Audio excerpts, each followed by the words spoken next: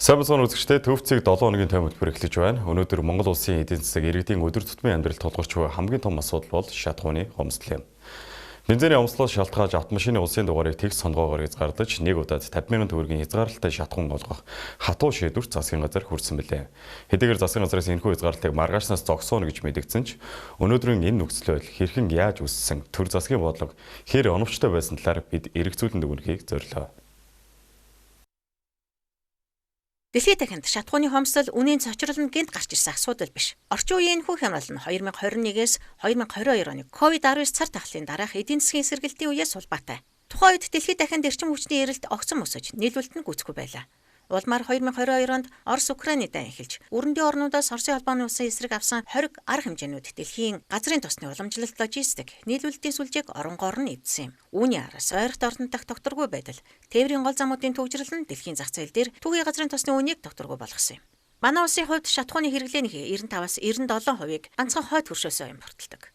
Оросын холбооны улсын дотоод зах зээлд үүссэн шатхууны хомсдол болон үнийн өсөлтөөр шалтгаалan экспортын хэмжээгээ бууруулсан нь манай улсад шууд нөлөөсөн. Үүний дээр зуны амралт, зугаалга, орон нутгийн аялал жуулчлалын оргил үе таарч, шатхууны хэрэглээ ердийн үеийнхээсээ 2-5 дахин өссөн. Сум аймгийн төвүүдийн шатхуун түгээх станцуудын хүчин чадал энэ гинтийн их ачааллыг дийлэлгүй нөөцөө хэдхэн цагийн дотор шавхснаар манай улсад шатхууны хомсдол улам бүр хурцдсан. Дэлхийн нийтийн болон хойд хөршийн нөхцөл байдал хүндэрхэн тодорхой байсан ч засгийн газар холбогдох яамдууд стратеги прогнозыг цаг тухайд нь хийж бэлтгэлтэй байж чадаагүй нь өнөөгийн шатхууны хямралыг авчирсан үндсэн шалтгаан нь юм. Оросын холбооны улс экспортлж байгаа шатхууны хэмжээгээ багасгах, үе шатаагаар хориг тавих төлөвлөгөөтэй байгааг шинжээчд аль эрт сануулж байсан ч эрх баригчид бензин тасартал олон нийтэд ил болгож урьдчилан сэргийлэх арга хэмжээ аваагүй. Хуулийн дагуу стратегийн хангалттай нөөцтэй байх ёстой байсан ч нөөц бүрдүүлэх, агуулгах самны хүрэлцээ муу. Санхүүжилт бол менежмент сул байлаа. Хэрв засгийн газар 3 дахь орнуудаас шатхуун татах гэрээ хэлцээрийг хямрал нүүрлэхээс өмнө амжиж хийсэн бол мөн нөөцөөс байгуулах бодлогыг цаг алдалгүй хэрэгжүүлсэн бол өнөөдрийн энэ хэмжээний хүндрэлээс сэргийлэх бүрэн боломжтой байлаа. 6 дугаар сард 186 мянган тонн байсан шатхууны импорт 7 дугаар сард 173 мянган тонн болж буурахталд сандралдаж эхэлсэн засгийн газар асуудлыг бодитоогоор шийдвэрлэхийн оронд харин ч иргэдийнхэн нуруунд дээр хүнд ачааг үүрүүлсэн шийдвэрүүдийг ар араасаа цувруулан гаргалаа. Шатхуун түгээх станцуудын урт дараалалд хонон үнжин дугаарлсан жолооч нар, такси үйлчилгээ эрхлэгчид, түгэлт хийж хоолоо олж иддэг жижиг бизнес эрхлэгчдийн орлого өдрөөс өдөр тумигдаж, эдийн засгийн гол судас тасалдаж эхэлсэн энэ үед эрх баригчид автомашины улсын дугаарыг тэгш сондгоогоор хязгаарлаж, нэг удаад ердөө 50,000 төгрөгийн бензин өгөх арга хэрэгсэн юм. Үүгээрч зогсохгүй энэ бүх хүндрэлээ дийлхэ болоод ирэхээр шатхууны гайлын албан татварыг бүр мөсөн тэглэж, иргэд дөөрстө оруулж ир гэсэн утгатай шийдвэр гаргасан нь нэгсэндээ одоо бидний асуудал биш боллоо, амиа бодоорой гэсэнтэй агуулга нэг байлаа. Энэхүү алсын хараагүй менежментийг сөрөг хүчин болох арчсан намаас маш тодорхой бөгөөд хатуу шүмжилж, энэ бол ганцхан шатхууны хомсдол буюу гадаад шалтгаан гэхээс илүүтэй олон жил нэг нам үнэмлэхөө олонх болж засагсны уршгаар зах зээлд төр хит оролцсноос үүссэн тогтолцооны гажуудал болохыг онцолж байна. Төр үнийн зохицуулалтад хэд дурлаж, А92 бензиний үнийг хиймлэр хямд барихын тулд тэрхүү алдагдлыг дизель түвшний үнд шингээж ирсэн гаж тогтолцоо нь уул уурхай, газар тариалан, улмаар өргөн хэрэглээний бараа бүтээгдэхүүн, талхны үнд хүртэл дам нөлөөлж эдийн засгийг бүхэлдэн боомсон гэж арчсан нам үзэж байна. Дэлхийн улс орнууд шатхууны хомсдол эсвэл үнийн сочролтой тулгарх үедээ зөвхөн хязгаарлалт тавиад зогсохгүй. Иргэдийнхээ худалдан авах чадварыг хамгаалахын тулд нөхөн олгор олгох, татрын хөнгөлөлт үзүүлэх, эрчим хүчний татаас олгох бодлого хэрэгжүүлдэг. Тухайлбал хамгийн ойрын жишээ бүгд найрамд Солонгос улс шатхууны үн огцом өсөх үед иргэдтэй болон тээврийн салбарт түвшний татрын хөнгөлөлт, санхүүгийн дэмжлэг үзүүлдэг. Гэтэл Монголын засгийн газар иргэдтэй ямар нэгэн санхүүгийн нөхөн олгор, дэмжлэг үзүүлээгүй бөгөөд харин ч хямралын ачааллыг шууд л иргэдийн халаас нь дүүрүүлсэн нь нийгмийн бухимдлыг хамгийн ихээр төрүүлж байна. Төрийн зүгээс бусад хөгжингүй орнуудын жишг шиг ард түмнийхээ худалдаа авах чадрыг хамгаалах ёстой байтал иргэд нь цахилгаан, дулааны өссөн үн, автоцамын хураамжийн дарамтанд ор туйлдж байна. Иргэдийн өдөр тутмын амжиргааны хэрэгсэл бос скутер мопедыг хориглож, хотын амьдралыг улам бүр хумсан атлаа эрх баригчид бодит ажил хийхэн оронд цахим орчинд гоё рилс хийж, боотуудаар магтуулахаас идэхгүй байгаа нь нийгмийн бухимдлыг өрдөгшгөл болж байна. Монгол улс шатхууны ганцхан их усрээс 95-аас 97% хамааралтай байгаа өнөөгийн нөхцөлд засгийн газар цаг алдалгүй урьдчилсан прогноз хийж, стратегийн агуулга саваа барьж, импортын сувгаа олон талд болгож чадаагүй нь энэ хямралыг гарцаагүй авчирлаа. Хэрв эрх баригчид улс төрчсөн хэрэглээ болж, алсын хараатаар хаврын уран цагаас л бэлтгэлээ базаасан бол өнөөдөр ард түмэн шатхуун түгээх станцын урт дараалалд хонон үнжин зогсож, ийм дорой байдалд орохгүй байх бүрэн боломжтой байсан юм. Гадаад зах зээлийн шок болон дотоодын бодлогын алдаад авахсан энэ хүнд цаг үед төр засаг нь ард түмний хамгаалах боломжгүй болсныг энэ хямрал харууллаа. Урт хугацаанд дотоодд газрын тус боловсруулах үйлдвэртэй болж эрчим хүчний хараат бус байдлаа бүрэн хангаж чадаж байж л бид дараагийн энэ мэд хямралаас бүрэн ангижрах бөгөөд үгүй аваас иргэд цаашаа ч гэсэн төрийн бодлогогүй байдлын золиос босоор байх болно. Улсын хурлдах Арслан намын бүлэг өнгөрсөн энэ 7 хоногийн мэдээллийн цагаараа инфляц, төсвийн алдагдал болон иргэдийн амжиргаанд үүсэж буй дарамтын талаар байр сууриа илэрхийллээ. Тэд 8 дугаар сард багтаан ээлжид тус чуулган зарлаж, төсвийн тодотголыг яаралтай хэлэлцгийг засгийн газраас шаардсан юм. Арслан намын бүлэг 4.1 мэдээллийн цагаар эдийн засгийн нөхцөл байдал, инфляцийн өсөлт болон төсвийн алдагдлын талаар байр сууриа илэрхийллээ. Тэдний мэдээлэлээр төсвийг анх 1.5% алдагдaltaй байхаар тооцсон ч зарлага энхүү нэмэгдсэн нь эдийн засгт үнийн дарамт үүсгэх нэг хүчин зүйл болжээ. За макро эдийн засгийн үндсэн үзүүлэлтүүдийн дотроос хамгийн чухал нь байж болзошгүй нь бол инфляцийн үзүүлэлт байгаа. Тэгэхээр засгийн газар бол одоо энэ макро эдийн засгийн доктортой байдлыг хадгалах, инфляцийг зохистой түвшинд барих юм үндсэн үүрэгтэй. Гэтэл өнөөдөр инфляц 2 онтой тоотой түвшинд хүрчээд байна. Ерөнхий инфляц 13%, тэр дундаа хүнсний бараа бүтээгдэхүүний үнийн өсөлт 25% хүрсэн. За саяхан л манай ерөнхий сайд махны үн маш өндөр болсныг мэдээ зарим нэг дарга нартаа гомдоод байсан. За ерөнхий сайдад хандаж хэлэхэд монголчууд бид өдөр болгон дэлгүүрт орох тоолондоо, өдөр болгон цалин буух тоолондоо өнгөрсөн хугацааны эрх баригчдын алдаатай бодлогот гомдож байгаа шүү гэдгийг бас уламжлахыг хүсэж байна. Монгол ардын нам тасралтгүй үнэлэхгүй олонхоор засгийн эрх барьсан сүүлийн 10 жилийн хугацаанд төсвийг хэд тэлж, төсвийн зардлыг огцом өсгсөн. Үүний үр дагавар өнөөдөр иргэдийн халаасыг хоосолж байна. Мөн мөнгөний нийлүүлэлт хагас жилийн хугацаанд 30% буюу 50 гаруй их найт төгрөгөөр өссөн нь төгрөгийн анш болон үнийн өсөлтөд дарамт болж байна гэж Арслан нам үзжээ. Тэдний байр суурь бол өнөөгийн үнийн өсөлтийг зөвхөн мах шатууны асуудлаар тайлбарлах боломжгүй эдийн засгийн бодлогын алдааны үр дагавар гэж үзэж байгаа юм. Иргэдийн бодит худалдаа авах чадвар буурч байгааг улсын хурлын гишүүн Баярмаа өргөн хэрэглээний барааны үнийн жишээгээр тайлбарсан юм. Тэрээр махны үн сүүлийн 10 жилийн хугацаанд 4 дахин нэмэгдэж, талхны үн ч мөн 2 дахин давсан өсөлттэй байгааг онцлсан юм. Харин энэ хугацаанд цалин, орлогын өсөлт, үнийн өсөлттэй ижил хурдаар нэмэгдээгүй гэж шүүмжиллээ. За тэгээ зөвхөн сүүлийн 10 жилд энэ үнийн өсөлт, инфляц ямар болсныг зүгээр нэг бидний өдөр тутмын хэрэглээний талах махан дээр жишээ авч үзье. За махны үн жишээлбэл 2006 онд 8,000 төгрөг байсан байна. Гэтэл өнөөдөр 2016 онд 8,000 төгрөг буюу одоо өнөөдөр 26 он буюу 10 жилийн дараа 36.6 төгрөг болж 357% өссөн байна. 357% махны үн өссөн байна.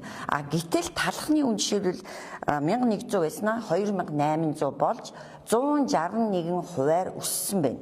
Иргэдийн орлого бол 3 хүрэхгүй хувиар өссөн байдаг. Тэгээ эндээс бол энэ ард иргэдийн одоо зарлага, төрийн зарлага ямар байгааг харж болно. За сүүлийн энэ өнгөрсөн оны 6 сарын үзүүлэлтийг авч үзэх юм бол Монгол улсад ерөөсөө орлого муудаагүй байна. Орлого муудаагүй гагцуд зарлага л ихсээд байна. 1.4 их найдаар орлого орсон байна. Гэтэл зарлага нь түүнээс 2 дахин их буюу 2.8 их найдын зарлага гарсан байна. Мөн Арслан намын бүлгээс хүнсний хөвсгөл шинэ хоршоо зэрэг хөтөлбөрөөр нийт 2 их найд орчим төгрөгийн хөнгөлөлтөө зээл гаргасан ч махны үн буураагүйг мөн шүүмжилсэн юм. Төр өмчт компаниудын орлогоос 1.2 их найд төгрөгийг урьдчилан авч 2025 онд зарцуулсан аудитын тайлангаар батлагдсан гэж мэдээллээ. Гол зорилго бол Монгол улс өөрсдөө хүнсний бүтээгдэхүүнээ үйлдвэрлэдэг болон инфляцид өртдөг хамгийн ихээр өртдөг өргөн хэрэглээний бараа бүтээгдэхүүнүүдэд үйлдвэрлэе гэсэн. 1.3 их найдын зээл гаргасан үр дүн одоо хаана харагдахгүй. Яагаад тэгэхээр тоогоор инфляц 13 өссөн байна. Монгол банк аргаа ядаад мөнгөний бодлогоо хангалж байна. За хоёрт шинэ хоршоо чинээлэг малчингийн хөтөлбөрийг 2024 оноос хойш 841 тэрбум төгрөгийн бас хөнгөлөлтөө зээл өгсөн. Энэ үр дүн хаана байна? 26,759 малчин хамрагдсан 6,000 хоршоо байгуулагдсан гэж. Тэг яагаад өнөөдөр махны ханш 30,000 даваа явчихва?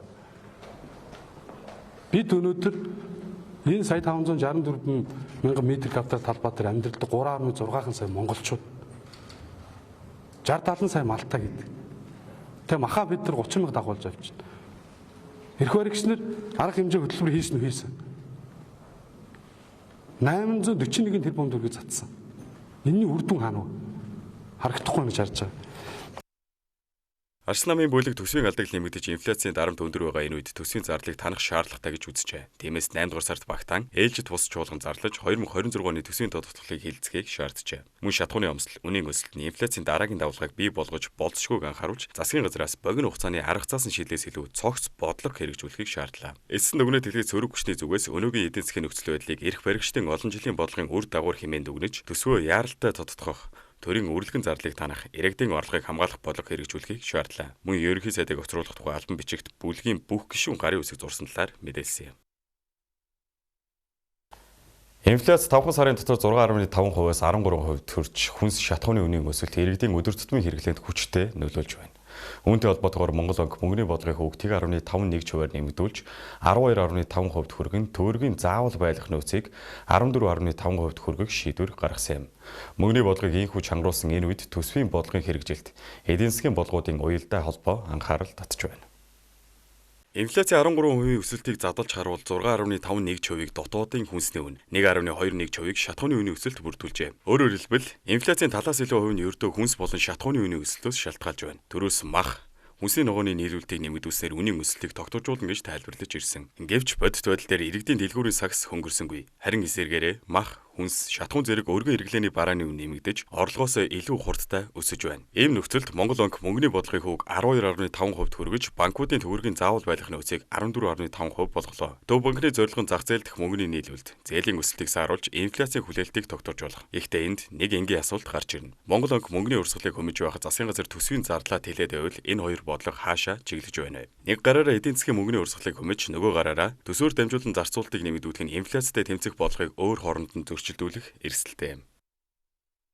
Монгол банкны мөнгөний бодлогын хороо инфляцийн хүлээлт нэмэгдэж, нийлүүлэлтийн шалтгаантай үнийн өсөлтийн дам нөлөө өргөжих эрсдэл үүсч болзошгүй байгааг харгалзан мөнгөний бодлогын төлбөрийг чангруулах шийдвэр гаргалаа.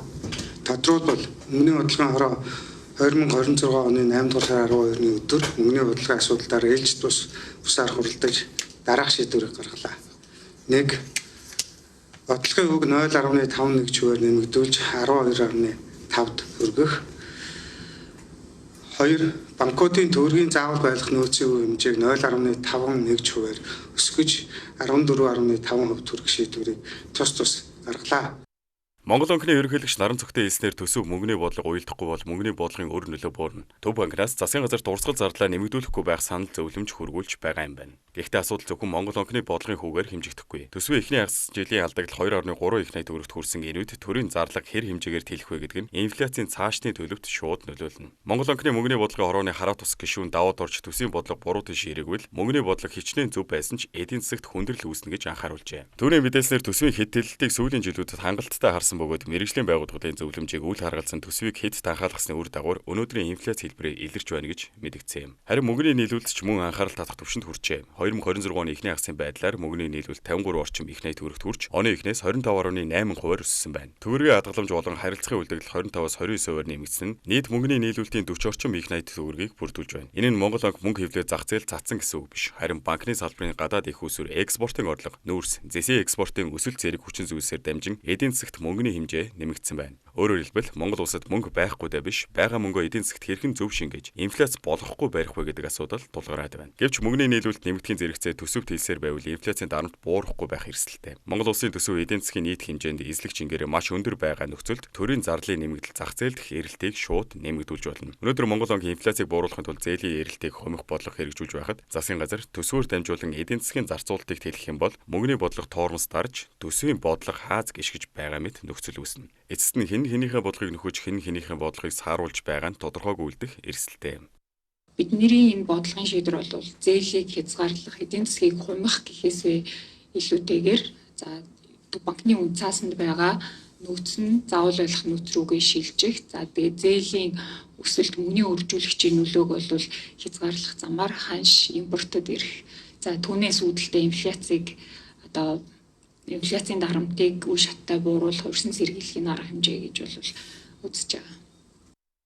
Мөнгөний бодлогын хүү нэмэгснээр иргэдэд хамгийн түрүүнд мэдрэгдэх зүйл нь зээлийн өртөг. Монгол банкны тооцоосноор бодлогын хүү 1.51%-аар нэмэгдснээр банкны зээлийн хүү ойролцоогоор 1.21%-аар өсөх магадлалтай. Энэ нь шинээр зээл авахад иргэд бизнес эрхлэгчдийн санхүүжилтийн зарлыг нэмэгдүүлж, хэрэглээний болон бизнесийн зээлийн эрэлтийг хумих нөлөөтэй юм. Харин хадгаламж эзэмшигчдийн хувьд банкуд их үүсвэр татахын тулд хадгаламжийн хүүгээ нэмэгдүүлэх боломжтой учраас харьцангуй эерэг талтай. Гэхдээ бодлогын хүү өснөөр маргааш дэлгүүрийн мах 36 мянган төгрөгөөс бууж талах 2800 төгрөгөөс хямдрахгүй. Учир нь өнөөгийн инфляцийн гол дарамт нь хүнс шатхуун зэрэг нийлүүлэлтийн шоктой шууд холбоотой. Тиймээс бодлогын хүү бол үнийн өсөлтийг шууд дарах шидэт товч биш. Харин зээлийн өсөлт, хэрэглээний эрэлт, мөнгөний үржүүлэгчийн нөлөөг үе шаттай бууруулж, инфляцийн дараагийн давалгааг сааруулах урьдчилан сэргийлэх арга хэмжээ юм. Харин иргэдийн хувьд асуудал илүү энгийнээр мэдрэгдэж байна. 2016 онд 1 кг ах 8,000 төгрөг байсан бол өнөөдөр 36,600 төгрөгт хүрч 357% өсөжээ. Талхны үн 1100 төгрөгөөс 2800 төгрөг болж 161%-аар нэмэгдсэн байна. Үүний хажуугаар иргэдийн орлого үнийн өсөлтийг үүсэхгүй байна. Төсвийн задлага 6.7%-аар нэмэгдэхэд иргэдийн орлого 3 хүрэхгүй хувиар өссөн гэх тооч дурддагдж байна. Өөрөөр хэлбэл эдийн засгийн өсөлт экспортын орлого төсвийн зарлага өсөж байгаа тухай сайн мэдээ олон байж болох ч тэр өсөлт иргэдийн төрөвчөнд яг хэдийн хэмжээгээр үлдэж байна вэ гэдэг асуулт хамгийн гол асуулт болж байна. Иргэдийн хувьд бол эдийн засгийн онлын тайлбар бус сарын орлогоор сарын хэрэглээг хүргэж чадах хэсэг нь бодит хэмжүүр юм. Инфляц 13% байна гэдэг статистикийн нэг тоо мэт боловч хүнсний үн, шатхуун, түрээс, зээл, өдөр тутмын хэрэглээнд давхар дарамт болж иргэдийн худалдаа авах чадварыг нэмгэлж байна. Ийм нөхцөлд бодлогын хүүг өсгсөн Монгол банкны шийдвэр зөвхөн өөрийн хийх ажлыг хийснээр хангалтгүй. Засгийн газар төсвийн сахилга батаа чангадахгүй бол мөнгөний бодлогын хязгаарлалтын өртгийг иргэд бизнес эрхлэгчид үүрч харин төсвийн үргэлгэн зарцуулалтын дарамтыг мөн л иргэд инфляцаар дамжин төлөх хэрэгсэлтэй. Тиймээс өнөөдрийн гол асуудал нь бодлогын хүү 12.5% болсон эсгээс илүүтэй Монголын эдийн засгийн хоёр гол бодлого нэг зүгт харж чадаж байна уу гэдэгт байна. Эцэст нь дүгнэлт хэлэхэд инфляц 13%-д хүрсэн энэ нөхцөлд Монгол банк мөнгөний бодлогоо чангаруулж зах зээл дэх мөнгөний урсгалыг хумих алхам хийсэн юм. Гэвч мөнгөний бодлого дангаараа үнийн өсөлтийг зогсоож чадахгүй. Төсвийн зардал хэлсээр төрийн зарцуулалт нэмэгдсээр байвал Монгол банкны авч буй арга хэмжээний үр нөлөө саарах эрсдэлтэй. Тиймээс инфляцтай тэмцэхийн тулд мөнгөний болон төсвийн бодлого нэг чиглэлд ажиллаж төрийн зардлыг хянах, иргэдийн худалдаа авах чадварыг хамгаалах бодит шийдэл шаардлагатай байна. Өнөөдрийн 13% инфляц бол зөвхөн Монгол банкны асуудал биш, эдийн засгийн бодлогын уялдаа төрийн зарцуулалтын сахилга батыг шалгаж буй сорилт болж байна. Топ 100 ихтэй сургууль тэнцсэн 60 суралцагчийн санхүүжилтийг шийдвэрлэхийг шаардлаа. Гадаад валютын нөөц түүхэн дээд хэмжээнд хүрч 7.9 тэрбум $, давлаа. 2026-аас 2027 оны хичээлийн жилийн цэцэрлэгийн эсэлтийн бүртгэл эхэллээ. Монголын шигшээ баг Япон улсын шигшээг 67-65 харьцаагаар буулгаж том ялалт байгууллаа. Монгол Чирдэмтдийн 13 дугаар их хурал Улаанбаатар хотноо зохион байгуулагдлаа. Манай улс анхудаа хүнд даацын цахилгаан автомашинаар холын зайн ачаа тэрвэрлэлтийг амжилттай туршлаа. Дэлхийн адууны өдрөөр төрүүлж айрагцсан уяачтад шагнал гартууллаа. COP17 баг хурлын зардлыг хөрөнгө оруулалтаар нөхөх тооцоотой байна. Монгол банк мөнгөний бодлогыг чангаруулж бодлогын хүүг 12.5% түргэлээ. Дэлхийн малчид Монгол улсад чуулж мэдлэг туршлагаа солилцлоо. Цэргийн мэргэжил эзэмшсэн 2000 оюутан тангарагаа өргөв. Сургуулийн хоол үйлдвэрлэл үйлчилгээний менежментийг дэмжих төсөл Дархан Улаан аймагт дахин хэрэгжихэр боллоо. Дүүчин замын тээвэр төслийн барилга угсралтын ажил үргэлжилж байна. Гайлын албан тушаалтнуудын авилгын хэрэгүүдийг шалгаж заримд нь ялуунав. Сүхбаатар дүүргийн газар нутагт бавгаа ойртож ирсэн тул иргэдийг сэрэмжлүүллээ. Арчсан намаас ээлжид бус чуулган зарлаж төсөг яаралтай тодтохыг шаардлаа. Гайлын байгууллага энэ оны эхний хагаст 2394 зөрчил илрүүлжээ. Цахим гэмт хэрэгтэй тэмцэх төр хувийн хвшлийн хамтын ажиллагааг өргөжүүлнэ. Шатхуун нөөцлөх 22 агуулга ойрын 3 жилийн хугацаанд ашиглалтад орно.